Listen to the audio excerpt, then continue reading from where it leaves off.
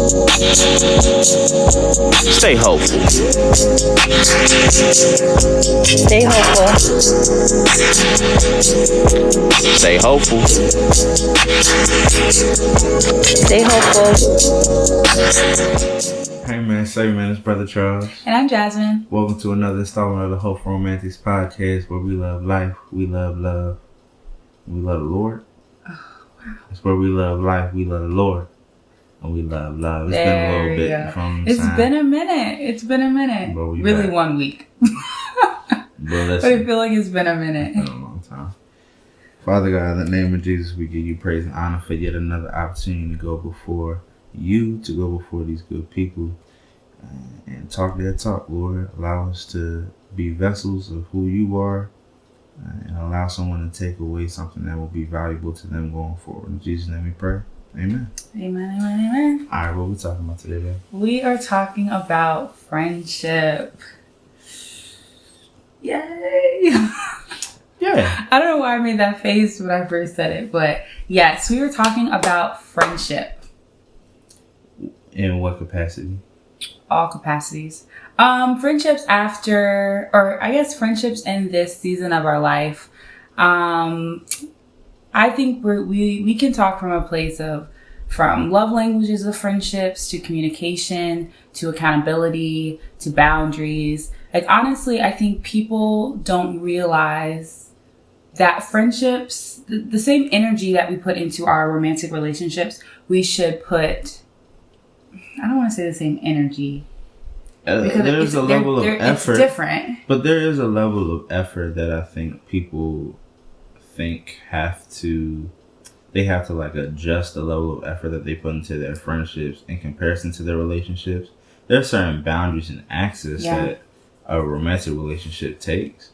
But I think, especially in adulthood, friendships take a lot of effort too. That's true. And I think that we would be remiss in a relationship podcast to not talk about the elements of friendships, right? Sure. That take a level of effort, a level of thought, a level of just like all around thinking. Yeah. You got to put a lot of energy into Yeah. it. And I think both of us have benefited from friendships outside of this relationship so much, right? And we are a lot to our friends. Yeah. We play a very particular role to our friends. And as a result, I think that kind of played a role in how we maneuvered our relationship, because we would come together kind of as a refresher. Yeah. When, our friends was like, hey, I need you to be 16 different things to me today. This is no shot at our friends. We love y'all. You talking about you, but go ahead. No, I'm talking about both of us. We're the therapist friend. We're the thoughtful friend. We're the extra mile friend. We're the, middle of the night phone call friend. You feel me? We're the everything friend. We're the catch-all friend. We're the catch-all friend. Yeah, we are who you need us to be, 99.9% of the time. And we showing up, being there, whether that's emotionally, physically. Like, we're the ones that will jump in a car for a quick little road trip if, one of our friends needed us to. Or like Charles said, like the late night calls. I would say we're good friends, really. I don't think we're exceptional or anything, but I think we hold the relationships in our life very dearly. Yes. Don't give up. I really was just about to just drop it. But I think when we started this podcast, of course, we had an emphasis on romantic relationships. But as we learned more and as we read more and as we just thought about our relationship and what we wanted to talk about, we couldn't neglect the fact that at our age, when we talk about building healthy relationships, that means healthy romantic relationships, but also healthy relationships within your family. That means also healthy relationships with other people. And that also means healthy relationship in terms of friends. Absolutely. So we wanted to take an episode and really delve into what healthy friendships look like. Because I think a lot of times we depend on things like loyalty or we depend on maybe a friend who was there at like a pivotal point in our life, and we hold on to those things and we neglect setting boundaries with our friends, or we neglect, sharing the expectations that we have with our friends, and we kind of let our friends do whatever sometimes. I really do think like we allow things to happen, and we may make excuses for them, or we may not hold them accountable like we would our romantic relationships. But in reality, like at our age, the people that we are allowing into our space should be people that understand our expectations and our boundaries, regardless of their level of relationship to you. Now, here's the thing, though. We're at the age now where a lot of us have had friends for longer than, like, let's say 7 years. I'd say a decade. I have several friends who I've known for more than 10 years. Because if we are I'm 2 years out of school. My high school friends, if I met someone in ninth grade, I've known them for a decade. You didn't have to age us like that. So, like, a lot of us have friends we've known for more than a decade. But that's a long time to be in someone's life. And it's important that we recognize that timeline, because we were just talking about how 7 years is really a pivotal time for any relationship, friendships, romantic relationships. Marriages. Very much so. Because every 7 years especially as you enter into adulthood, you do start to become a different version of yourself. Hopefully a better version of yourself. That's not always the case. But I think if you've known someone for 7 years, you've known them through probably several pivotal moments in their life. And if someone has been able to sustain themselves in your life for that long, that means that they've seen you change as well. Yeah. And when someone goes with you through the different changes in life, it's very hard for you to all of a sudden set new boundaries, or all of a sudden hold them to a different level of accountability, hold them, to a different position, because especially if it was kind of a seamless transition through all of your phases in life, who are you to now be like, oh wait, bro, like that's not gonna fly now. Like, whoa, sis, like no, we not having these type of conversations no more. Yeah. And I think especially now is a lot of us are getting that second degree, or getting that ring on our finger, or getting that new job, moving to different cities, whatever, right? There's going to be times in our life where we're either outgrowing friends, which isn't necessarily a bad thing. Ooh. It's really just a process of what God takes you through. Not everyone can come with you. We've all heard that before, right? It's either that, or it's a pivotal moment where it's like, bro, we can't set that boundary now. We gotta call it, or we gotta turn down the I guess the depth of our relationship in order for us both to be sustained.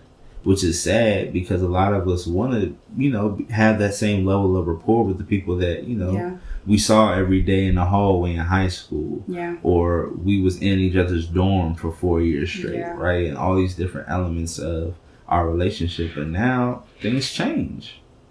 And I think that at our age, we have to come to terms with it if all of us are going to be in the best position to grow. Yeah. I feel like so as you were talking, I was trying to think through the transition of friends that I've had. I have a very unique situation when it comes to friends, because growing up, I moved around a lot. So I don't really have many friends from my childhood, just because like when you move, we didn't have phones back then, so like I wasn't texting somebody. Once you moved, it was just like, oh well, our friendship's over, So my oldest friend, like true friends, I met in 6th grade. So how many years is that? Like 12, 13? You about 43 now, so that's not it's been a minute. So let's say it's been 12 years. Okay. So that's my longest friend, and besides, what? Is it 12? Nah, it's more than that. 6th, 7th, 8th. What grade is you in now? They're 4 years in high school. You in like 17th grade. There's 4 years in college. You in 17th grade. And we're 2 years out. That's literally 13. I was 1 year off. We've known each other for 13 years. 15. 14. It don't matter. She the math teacher. My fault. Go ahead. I really think it's 13, but either way, that's my longest friendship. But even though I don't have friends that have necessarily transitioned from childhood to adulthood, even in that particular friendship, I can see that as seasons of our lives change, like our friendship kind of adapted. And I'm blessed to say that like that particular friendship really did evolve with me. Like we evolved together. I moved to a different high school and we still evolved through that. We went to college. We went to the same state, but we didn't go to the same school, but we still made it a point to check in. You know, we were still really close. And then after college, we both came back to Virginia. So well, I guess I went to Maryland. But anyways, so we came back to the same area and we've been able to maintain that friendship. But sometimes I look at that relationship and I'm like, oh, you know, we've lasted so long. But then I look at friendships that I've known them for a shorter amount of time. And it seems like some of them fizzle out or some of them haven't been able to transition with me. And it's hard sometimes. I'm like, this person has transitioned from middle school to high school to college to adulthood. So when you see relationships that don't last that long, you're like, were we really friends? Like, were we really that close? Like, it really sends you down sometimes a really dark hole of like, am I investing too much? Am I trusting too much? Is this person, you know? And I think after graduation, that really hit hard when my friends kind of dispersed. Some of us came back here. Some of my friends were still in college. Some of my friends were like 2 years below me in college. So they were really like, you're only halfway through and I'm like grown, right? And when I remember my first year out and I was living by myself, and it's in those moments where you come home from work, you're done with class and you're sitting there and you're like, wow, like I'm really here by myself, you know, where you really have time to reflect upon all of your relationships, especially your friendships. You start to notice what friends reach out, what friends you always reach out to, and who really shows up for you without asking, you know? And I remember it being kind of dark because I was expecting certain friends to step up and grow with me that weren't. And it was hard because there were some friends that I wanted them to be more than they were supposed to be in that season because of who they were. But they didn't have the capacity for where I was and where we were going separately, you know, to walk together in that season as friends. And luckily I didn't lose any friends, but I've noticed that as I grow up, certain friends step up while other friends fall back. And it's kind of like this ebb and flow when the seasons change of what friends do those things. You know? Absolutely. I always just kind of came to terms with the fact that I'm the type of person where I'll hit somebody up as soon as the guy puts them on my heart, right? You do. Like, I'll be like, today's the day to hit up my peoples, and I will, right? I'll just go through my contacts, and I'll just hit people up, see what's good. And I don't anticipate people doing that for me. Like, that's just not a thing that people do, right? But I will say that in the age of social media, I always see people talking about like, but they're always salty with it. It's like, don't ever expect people to show up the way that you show up. Yeah. Like, bro, relax. Like, honestly and truly, because that's something that I find peace in. Yeah. Right? The best thing I ever did for myself was never anticipate that someone was going to exert the same level of energy that I will exert. Because you'll save yourself a lot of heartache and issues. Yikes. It's besides this relationship. Right. But there's even times in a romantic relationship where it's like, I might be 100%. Yeah. Based off of what's going on in my life. And whatever's going on in your life might have you at a calm 75. And it'll ebb and flow. And I might be at a 65. You might be at a... it goes back and forth. And you don't know what folk is going through for you to be simply waiting there twiddling your thumbs and expecting them to have a text conversation.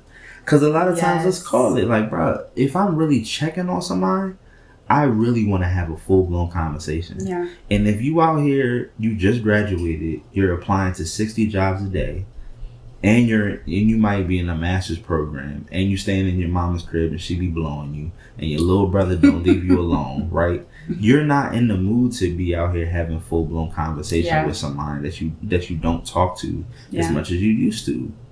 Like, bro, you can't anticipate the relationships. Like, let's just talk about it from a logistical standpoint. Of course you was closer with your homie in college. Yeah, Y'all lived across the hall from each other. Literally, I could walk to you at any time of the day. He live in Atlanta. You stay in D.C., bro. It's not the same no more. Y'all got full jobs. Yeah. And go to school. It can't be the same, and it can't stay the same. Life can't stay the same. So you can't anticipate your relationship to stay the same. Now, the issue truly comes in is when people try to bash or condemn you as a result of those changes, as if it's really your fault, right? Mm-hmm. When people start coming for you, coming at you, or when you start coming at people, coming for people, when in reality the relationship is just simply changing, that's when you really need to start doing some soul searching. Because a lot of times, I think the issues and where it goes from like we've just kind of outgrown each other versus like now we beefing, is when there comes either like a very heavy one-sidedness to the relationship, right? Or when there comes like instead of a check-in, it's like I'm kind of like perusing to see how well you're doing, seeing how I can infiltrate, either ask you for something or something like that. It's when people start getting upset at their lack of access to you. I think also it comes from when you start to take their life changes personal. Like no one is avoiding you, you know? No one is personally being like, I'm distancing myself. Like as you transition and the older we get and the more that we take on in our personal lives, you become so busy that you don't have as much time to just sit and talk. We live in a capitalistic society, bro. We try and get to it, unfortunately. Like we have to. We got to, bro. Who's paying these bills? Like we have to. Like that's really what happened. But one thing that you said that you can't always expect other people to give what you give. That was a very hard pill for me to swallow, because I truly, truly try to be the best friend for the people that are in my life. Like I really do try to reach out. Like I'll be there when you need me to. And then if I don't do those things, I really do feel bad, because like you've entrusted me to be there for you. You know, you've invested in me to care for you and to support you and to do those things that a friend should do. So when I don't do those things, I take it's hard. So when my friends aren't doing those things for me, I take it equally as hard. And at first it was a little personal to me, because I was like, wait, like, I know you're going through stuff, but like I'm going through stuff. So like if no one's checking on me, like, and I'm always checking on you, it's just me and Jesus. It's unbalanced, you know? But sometimes like you said, like the reflection part I think was huge, because I am different. Like we all. It was the pause before you said that. Like, I didn't know what words you was about to say. Like you have to know who you are and who you're meant to be for the people that you're responsible for. Does that make sense? Say that one more time. I can't. So what I'm saying is this. I am a nurturer. Mm-hmm. I'm a caregiver in an emotional sense, right? Mm-hmm. Everyone isn't that. Mm-hmm. Okay. Now, while I do think that friendship should be balanced and should be reciprocal, people don't have the same abilities and capabilities that we have, right? So I have the capacity to deal with my own while also helping you and supporting you. I can't put that expectation on someone else because I don't know what their God-given capacity was, right? Now, I do think that at a certain point, it shouldn't be one-sided. It shouldn't always be one-sided. Yeah. They should have the capacity to realize that you also have a life and you also have things that you're going through. So they should check on you as well. Even if it is, I check on you first, and then after we're done talking about you, you also ask about me. There have been times where I reach out and that's just it. Like once you're done unloading, it's like, oh, well, guess I'll talk to you in 2 weeks. That is where I feel like the issue is. Because at the end of the day, you still should ask the other person, how they're doing. We got to stick around this joint for a second. Let me tell you something, bro. I am the reach out friend. You are. And it doesn't have to always be reciprocal. I'm not tripping off that. But this is something I realized early on. Don't ever hit my phone. Call me up. And just go in. Yeah. Don't even ask me if I ate today. Yeah. You just go in. Your mama blew you. Your boyfriend wilding. Your girl. You think your girl's stealing. I don't care. Yeah. I don't know. Listen, I get a lot of stories. But folk will hit some. It was a point in time where I felt like folk was hitting me up just for me to be a sounding board. And as soon as they like, man, I needed that. Click. That was it. Yeah. I'm like, young, I'm in school to be a therapist, but you ain't got me on the clock just yet, bruh. And I feel like you're showing your lack of emotional intelligence because one, when you do that, you automatically transfer whatever energy you was dealing with onto me. You didn't even ask me if I was in the right mind to receive that. Yes, one, so that was selfish. Yes. Two, you might have triggered something that I was going through and made it worse on me. Three, that's rude. Yeah, it is. I could have been going through something worse than what you just talked about. You called me to talk about your parking tickets. Bro, I might have just lost my goldfish. And I was attached to that goldfish. You feel what I'm saying? Yeah. It could have been a myriad of different things, but now you don't even know because you didn't even ask. So if you that friend and somebody's watching who's always the person who picks up the phone, calls, raps about what they're going through, and then give you a quick 2 minute to spit out whatever you got to talk about. It's like, all right, bro, I'm gonna let you go though. I ain't gonna hold you. Like, no, man. And like have the emotional intelligence to know that may not be a boundary that person has put. They haven't necessarily vocalized to you, but that doesn't mean that they don't need that. Absolutely. Because I was that friend where you could call me up, you can dump whatever you needed to dump, you could go. And I didn't take it personally for a while, but then I realized what that dump was doing to me. Because I would carry that. Like, I am an empath by definition. Absolutely. So if you give something to me, I'm holding it. So now I'm dealing with my stuff and your stuff. And if you don't, after a while, that gets exhausting.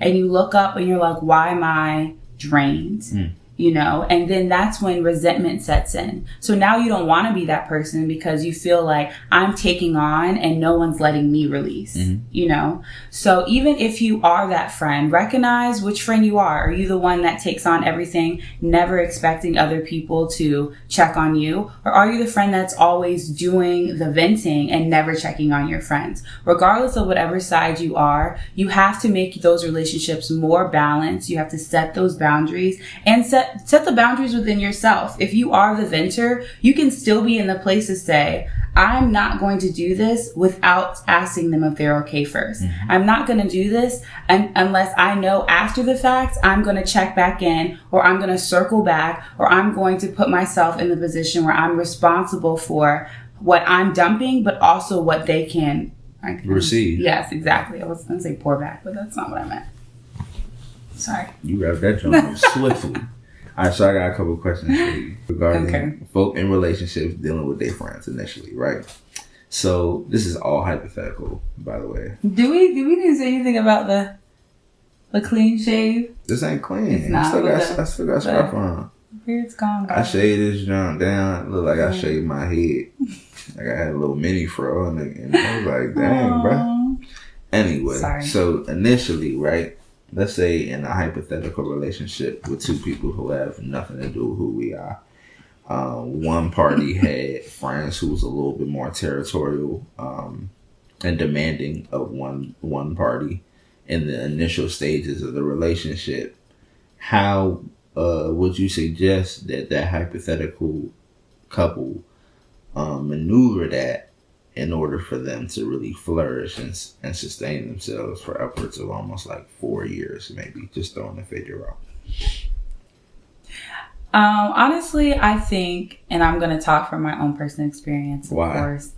I'm going to talk from my own personal experience, of course. I don't think I considered putting boundaries on my friendships until we started dating. I think before that, I kind of knew that who I was dating / talking to was a phase, you know? So I didn't really see the need in adjusting my friendships for this person that was going to be gone, while these friendships I knew were going to last beyond, right? So then comes our relationship.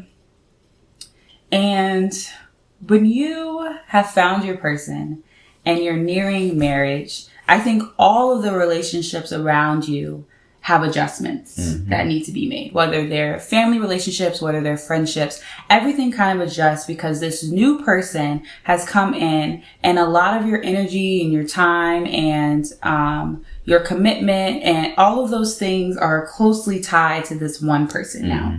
Right. And everyone else kind of has to fall in line. And I think it's definitely hard for friendships that depend so much on the person that's in the relationship, because now it's like, maybe I can't call you all hours of the night, you know, maybe I can't just pull up on you, or maybe I have to kind of fit into a schedule now because this other person has a lot of your time. You know, so I didn't consider it at all. Like, I don't think I even thought of the word boundary in regards to my friendships until I started noticing that I was having to split time between hanging out with Charles and hanging out with my friends, especially when you add on the things I had to do for life. So going to work and going to school, and I only have a limited number of hours in the evening, and I only have 2 days in the weekend. So it became hard to balance my time, you know, and of course, like, especially in a new relationship, you always want to spend time with that person. You know what I mean? So your friends, I think initially, no matter how serious it may be, friends kind of take a little bit of a backseat when you get in a relationship, just because everything is wrapped up in this new person and this new love and this new experience. But as things deepen and you start to come down, and you start to fit this relationship into the reality of your life, and then you fit your friendships into the reality of your life, it takes a conversation amongst both parties. I think I definitely had a conversation with you about who I am to my friends. Yeah, because initially I was like, bruh, Lord Jesus. But I am that person for my friends. I am. And I love that part about me. Like, it's not something that I dread. It's not something that I just take on and suck it up and do what I got to do. Like, it is, to me, it's, I want to say an honor, but like, that's a little strong, but like, it definitely, it means a lot to me to be a person that people can come to. And when I've built up that level of trust with someone, I don't want to quickly be like, nah, never mind. Like, I'm not really here for you, you know?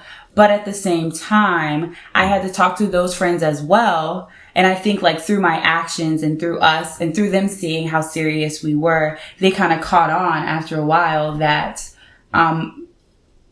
they had to adjust to my new boundary. And like you said, it's weird because we didn't have those boundaries before. And then all of a sudden I'm throwing a monkey wrench into what we have built to be normal.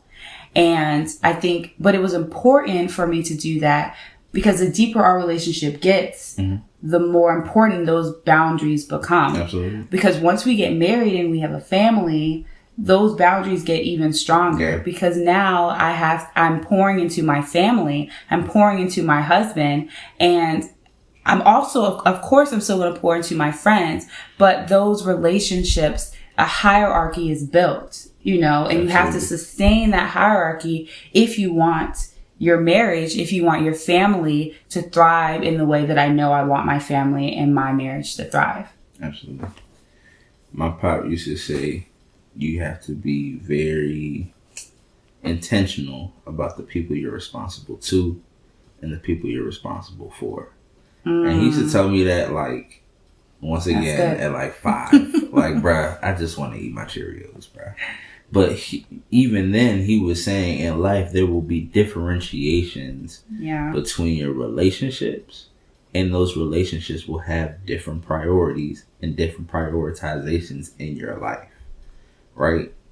When, you know, what was it, like a couple months ago, like there was this video circulating about this dude and his mom was in the front seat and like his wife was like, but I'm your wife, like why she in the front seat, all sort of stuff. But the conversation went to, designation of people in your life based off their relationship. Yeah. And the Bible says a man will leave his house and cleave to his wife. Yeah. Cleave to his wife. That means become one. Right? So as much as you prioritize yourself, you prioritize your lady. So that means you prioritize your marriage over the relationship that you have with your mom. Weirdo. And if you don't think like that, I understand. Your mom is everything, but dude, you married a woman and you left your parents' crib and cleaved to your woman. Now you are one with her, right? And it's the same.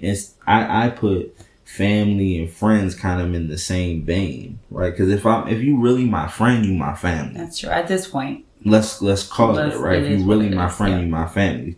Like shirt off my back type. You feel what I'm saying? So if it's in the same vein, I'm leaving my family's house, right? My friend's house. I cleave to my wife. My marriage and my relationship is truly my priority. Not to say that my friends and my family aren't, but there becomes a hierarchy and a pyramid and you're at the top. For sure.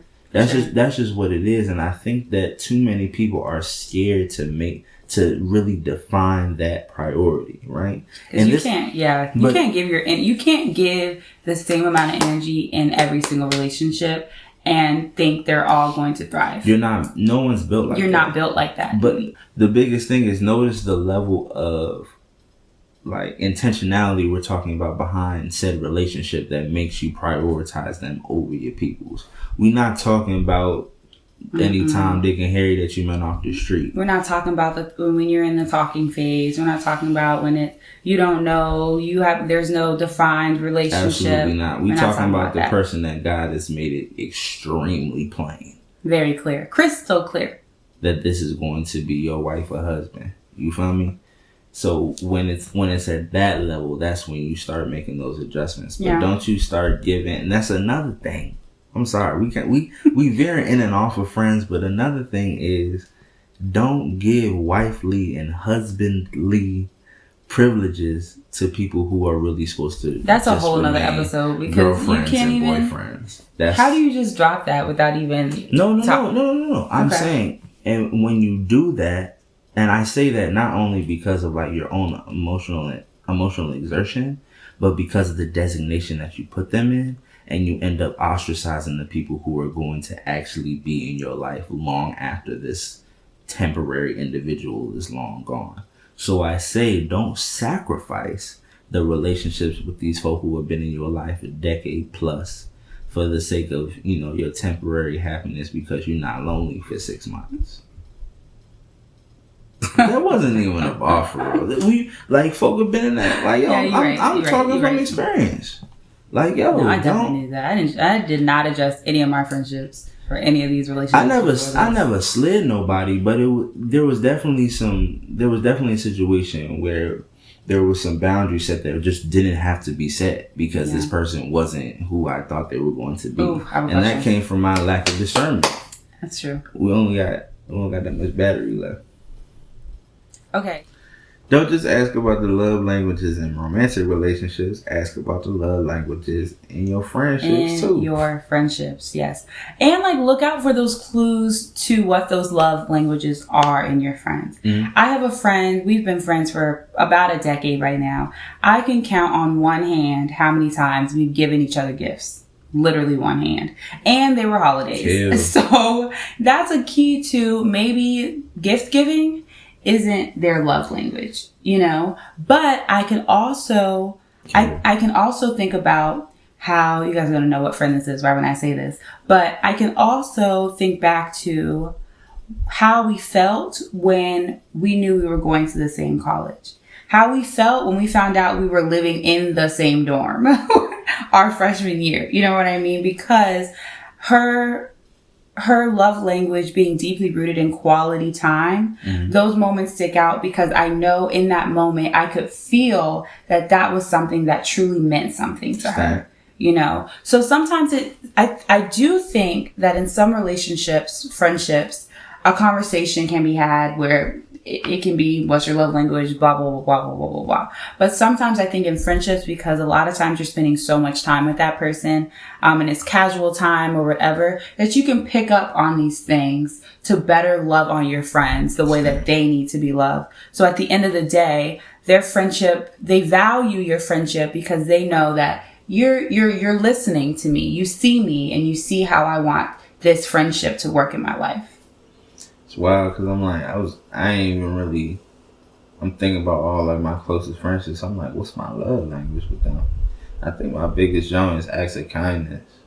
Because I know for me, like, some of my dopest memories with my dopest people in my life is just like, when, especially in undergrad, my folks, we would pull up to each other's dorm and just go crazy in the kitchen. Oh, yeah. Or like if we knew somebody was struggling, like we just pulling up, y'all, like, and quality time too, like watching Insecurity ever when that jump first dropped. That jump used to be crazy. Shout out to the posse, man. But like, I think it's just necessary that as we get older, just don't give up on your on quality friendships. Like, we all know when a sucker is about to leave our life. When a what? A sucker. It's about to leave out. Like, yo, like, let them rock. Like, let them go. Like, don't spend too much time, on the coulda, shoulda, wouldas with somebody who, ain't feeding your life no more. Like, if it's gotten to the point where it's more negative energy to try to withstand it, like, let it rock. Like, if you watch Insecure, the last season with Issa and Molly, bro, that's a trauma bond. They should not be friends no more. But that's a whole different genre. But also be patient with your friends. True. If you know that there's still something there that needs to be salvaged, that needs to be recovered and built upon, give it that time and work on it just like you would any other relationship. And sometimes there are lulls in friendships too. There is. I think when the hardest thing about the postgraduate, friendship debacle that I felt like I was in was not knowing. I didn't know if a friendship was ending or if it was a lull. Because we were all transitioning into a new phase of life. I have friends who went to dental school. I have friends who got married. I have friends who moved to a new state. I have friends who started big jobs. I had friends who went on to go to other professional schools and other graduate programs. We were all stepping into something brand new. Yep. And sometimes I think we place too much pressure on our friendships to be everything we need them to be every single moment that we need them. Absolutely. And in any relationship, whether it's friendship, whether it's in your family, whether it's romantic, we cannot put that much pressure on another person. Absolutely. Because people are always going to give you as much as they can in that moment, and that may not be enough for you. Yeah. And that's why when we talk about the example of relationships, or we talk about relationship goals, we always talk about our relationship with Christ, because that is the ultimate example. That is the only person, that is the only relationship that 100% of the time you are going to be heard. 100% of the time you are going to feel seen. 100% of the time he is going to be there for you. And if we put that same expectation on any of those friendships that we have here on earth, we are going to feel disappointed, and we're going to feel like we're putting too much into those relationships. When in reality, it's a normal relationship. It's a healthy relationship for people to be living their lives and to be giving you as much as they can. And for you to be giving them as much as you can. Like, we have to be very realistic about the expectations that we're putting on our friendships, just like we talk about realistic expectations for your romantic relationships. Understand. Yeah, take all that, put it in your pocket, sit on it. You feel me? It's a lot. It is. But I think the main thing that I want people to take away is there's a level of patience to have with your friendships as well.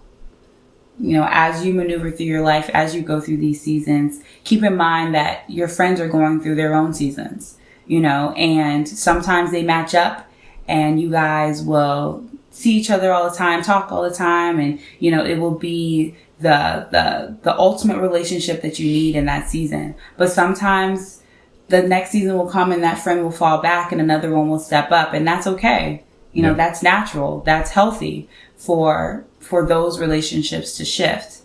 And sometimes friends fall off completely, and that's okay too. You know, in every season, the people that are supposed to be in that season with you will be there with you. Same. You ready for Dear Hope? Yep. So we have a few.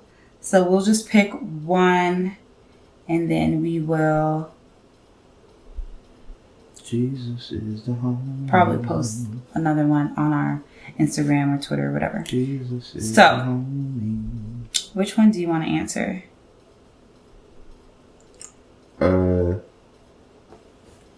This one.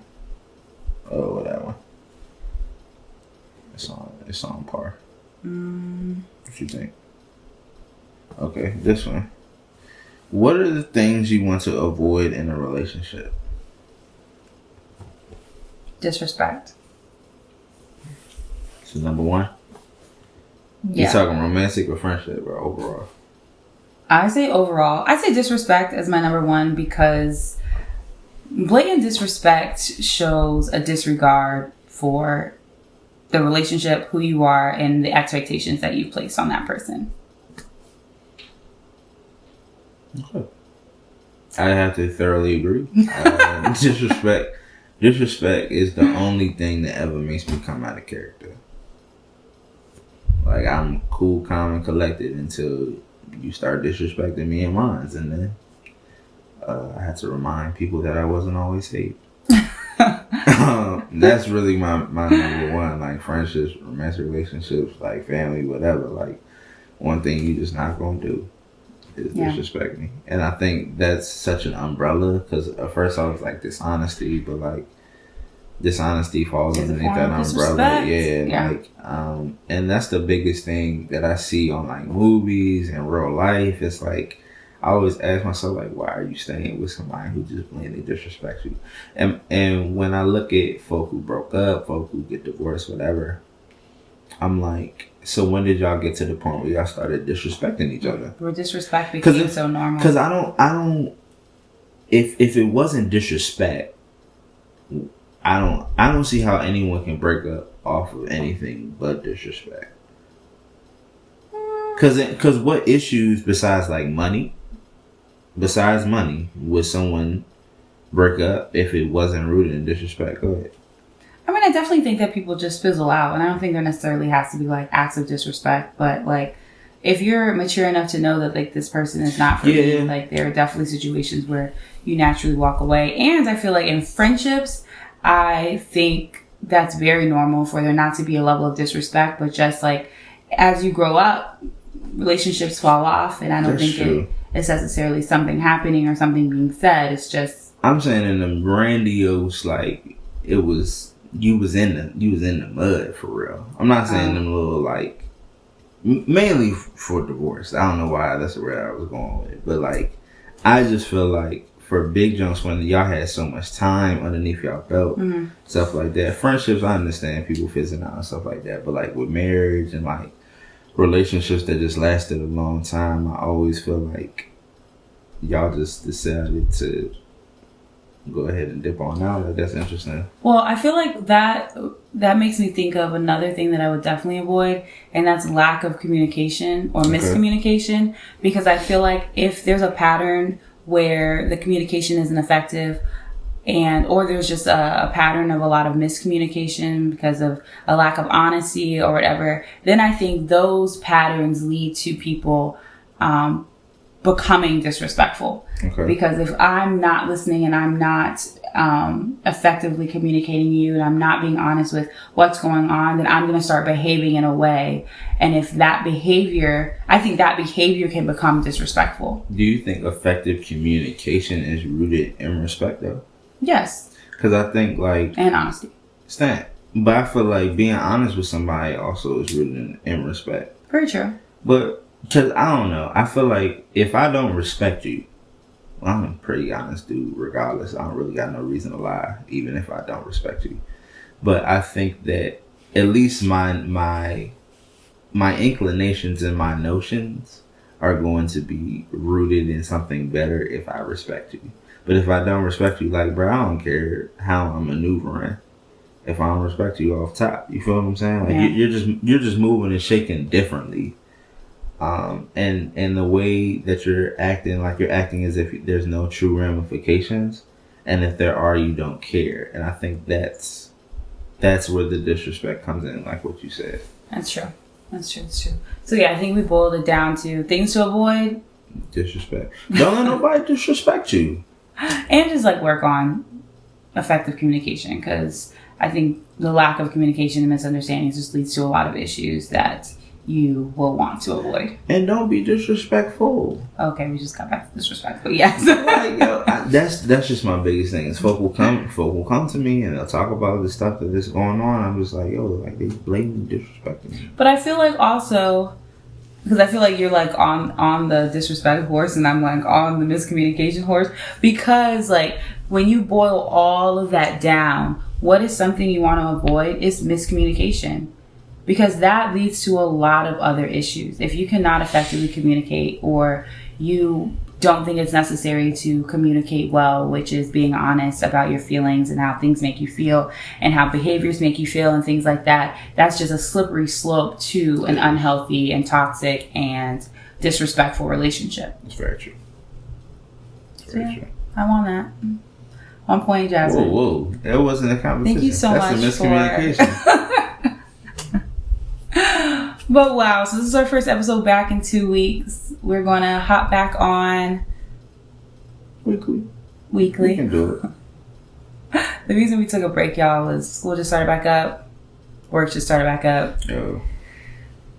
And if you don't notice, your girl is tired. So life picked back up. But if you guys haven't already, follow us on Twitter, Instagram, and Ask FM. That's actually where our Dear Hopefuls question came from. Did I hit you? Poke you in my eye.